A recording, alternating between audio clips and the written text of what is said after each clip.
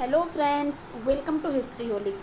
इस वीडियो में हम गांधारा स्कूल ऑफ आर्ट के बारे में जानेंगे। ठीक है, एंशियंट टाइम पे मेनली 3 आर्ट थी, सबसे जो इम्पोर्टेंट आर्ट थी Gandhara school of art, Amaravati school of art and Mathura school of art, जिसमें से आज इस वीडियो में हम गांधारा स्कूल ऑफ आर्ट के सारे फीचर्स, इम्पॉर्टेंट थीम्स, उसमें जो इमेजेस बनती थी बौद्ध की, वो किस तरह की इमेजेस होती थी, उनके क्या क्या मतलब कि टाइप्स होते थे, उसमें क्या क्या फीचर्स होते थे उस इमेज में, उस स्टैचू में, इन सारी चीज़ों को डिटेल में देखेंगे। ठीक है, तो वीडियो में आगे बढ़ें इससे पहले जिन लोगों ने अभी तक चैनल को सब्सक्राइब नहीं किया है वो प्लीज़ चैनल को सब्सक्राइब कर दें, वीडियो को लाइक कर दें एंड शेयर कर दें।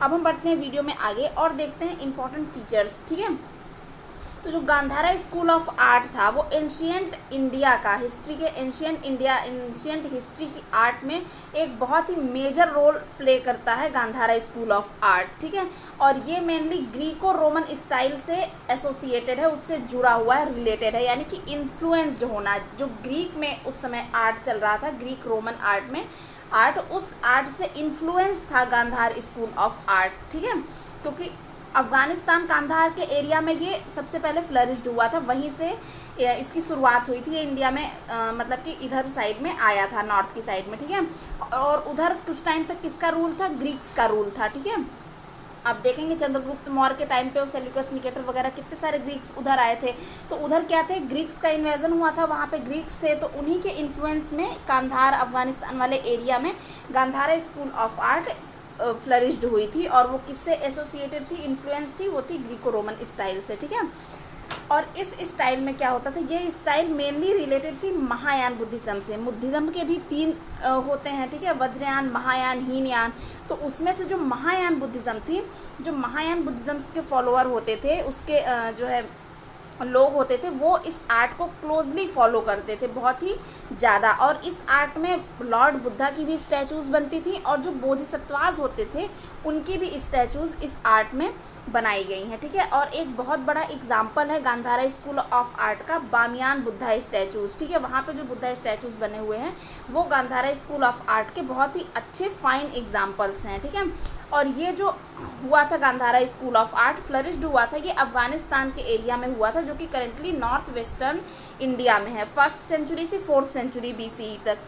आप अगर इसको देखेंगे हिस्ट्री में, तो आप देखेंगे चंद्रगुप्त मौर्य के टाइम पे सेल्यूकस निकेटर, काफ़ी सारे ग्रीक्स इन्वेजन हुए थे कांधार अफगानिस्तान वाले पार्ट में। ठीक है, फिर चंद्रगुप्त मौर्य ने उन सारे एरियाज़ को भी, सेल्यूकस निकेटर से जब ट्रीटी हुई थी, तो उस ट्रीटी, उस संधि के अंतर्गत काफ़ी सारे ग्रीक्स जो सिटीज़ थी वो भी मौर्य एम्पायर में आ गई थी। ठीक है, उसके बाद जब मौर्य एम्पायर ख़त्म होता है, उसका पतन होता है, उसके बाद ये छोटे छोटे एम्पायर अलग अलग पार्ट में बन जाते हैं, जो कि कांधार अफगानिस्तान वाले पार्ट में कुशन एम्पायर, कनिष्क का जो आपने नाम सुना होगा, तो कुशन एम्पायर स्टार्ट होता है, कुशन डायनेस्टी। ठीक है, तो कुशन डायनेस्टी और सकास जो थे, और कुशन डायनेस्टी के जो किंग्स रहे हैं, वो इसके एक तरीके से बोल सकते हैं उनके अंडर में ये बहुत ही ज़्यादा फ्लरिश्ड हुआ है। ठीक है, और ये एरिया कौन सा था? अफगानिस्तान वाला।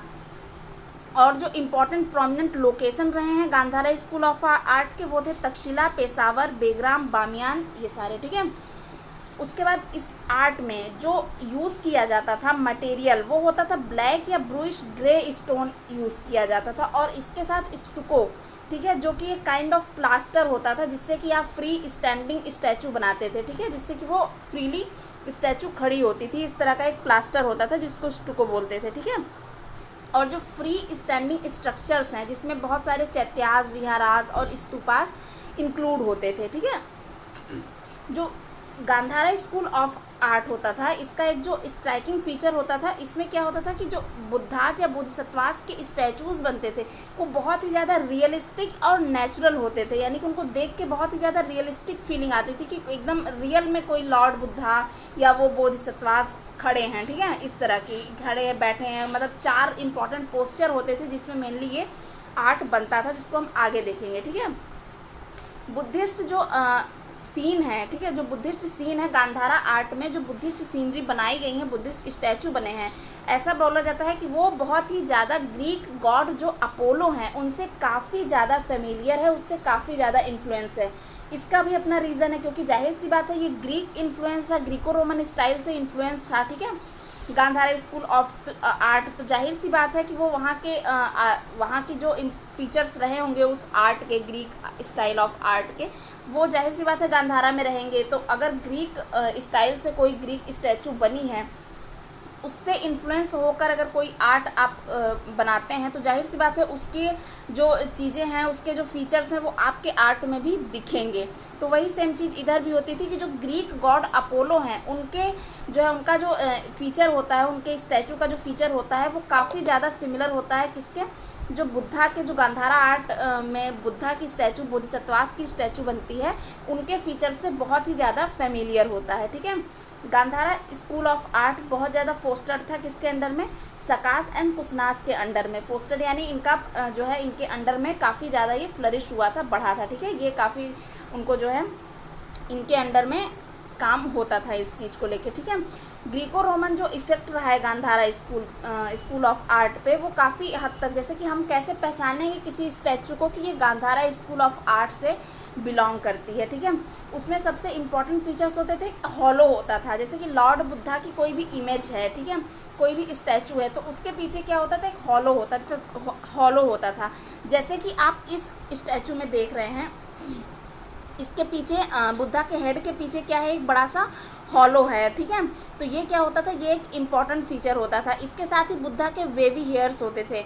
आप इस इमेज में देख रहे होंगे कि बुद्धा के हेयर ऐसे ऐसे, मतलब कि ऐसे करली हेयर, बहुत ही ज़्यादा करली, कि वो ऐसे मुड़े होते थे। ठीक है, उनको वेवी हेयर बोलते हैं, मतलब ऐसे एकदम गोल गोल गोल गोल गोल गोल करके पूरे सर में होते थे। ठीक है, और उनके फोरहेड की लाइंस जो होती थी, उसके साथ ही उनके कपड़े और उनके ऑर्नामेंट्स, बहुत ही कम ऑर्नामेंट्स पहनते थे। ठीक है, और उनके जो गारमेंट्स में जो ड्रेप ऑफ स्टाइल आप देख रहे हैं ना, ये बहुत ही ज़्यादा ग्रीको रोमन से इन्फ्लुएंस थी, और ये गांधारा स्कूल का इम्पॉर्टेंट पार्ट है। ठीक है, ये आप देख रहे हैं, इन्होंने ये जो शॉल ऊपर से ली हुई है, शॉल या इसको गारमेंट आप जो भी बोलें, ठीक है, इन्होंने ऊपर से जो ओढ़ रखा है, इसमें आप ड्रेप देख रहे हैं किस तरीके से पड़े हुए हैं। ठीक है, तो ये एक बहुत ही इम्पॉर्टेंट फीचर है गांधारा स्कूल ऑफ आर्ट का। और इसके साथ ही 4 इम्पॉर्टेंट क्या होते हैं, हैंड गेस्चर होते हैं गांधारा आर्ट के, जिसमें कि एक होता है अभय मुद्रा, जिसका मतलब होता है डोंट फियर, डरना नहीं है। ठीक है, सेकंड होता है ध्यान मुद्रा, मेडिटेशन, ध्यान का जो है मुद्रा, ध्यान मुद्रा में बैठना। तीसरा हो गया धर्म चक्र मुद्रा, ठीक है, एक प्रीचिंग मुद्रा, किसी को संदेश देना, किसी को सिखाना, मतलब ठीक है, उपदेश देने वाला जो मुद्रा होती है वो हो गई। चौथी हो गई कौन सी, भूमि स्पर्श मुद्रा, टचिंग द अर्थ। ठीक है, मतलब कि अर्थ को टच करना, आप उर्दू में बोले तो जो सजदा वगैरह होता है ये सारा, तो ये क्या हो गया हमारा, भूमि स्पर्श मुद्रा हो गया। ये 4 इंपॉर्टेंट मुद्रा होते हैं, जिसमें कि गांधारा स्कूल ऑफ आर्ट जो बुद्धास या बोधिसत्वास की इमेज होती है, इन्हीं 4 मुद्रा में से किसी एक मुद्रा में बनी हुई होती है। ठीक है, तो इस वीडियो में इतना ही। नेक्स्ट वीडियो में हम मथुरा स्कूल ऑफ आर्ट देखेंगे, उसके बाद अमरावती स्कूल ऑफ आर्ट भी देखेंगे। ठीक है, तो वीडियो अगर अच्छा लगा हो तो please like, share and subscribe. Thank you.